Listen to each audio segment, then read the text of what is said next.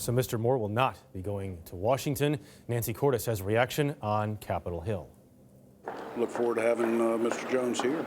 Republicans were so relieved today, you'd think they picked up a seat. Strange to say, I guess, from my side of the aisle, but I thought it was a great night for America. Alabamans didn't want somebody who dated 14-year-old girls.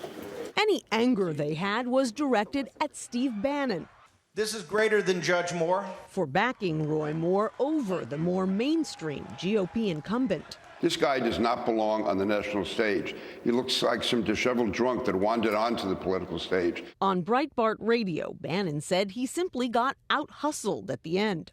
One thing you got to give a hat tip to, the DNC came in here, slipped in here underneath the radar and did an amazing job of organizing, what's my favorite word, ground game. Things are looking good for us. Jubilant Democrats said a win in deep red Alabama shows they can easily pick up seats in Arizona and Nevada next fall and retake control of the Senate.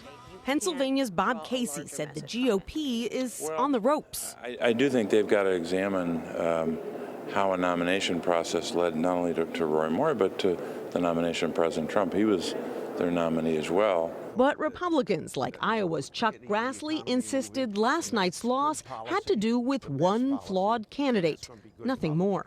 What's the main lesson you draw from the loss in Alabama? Oh, pretty clear that you should not be involved with sexual harassment of women.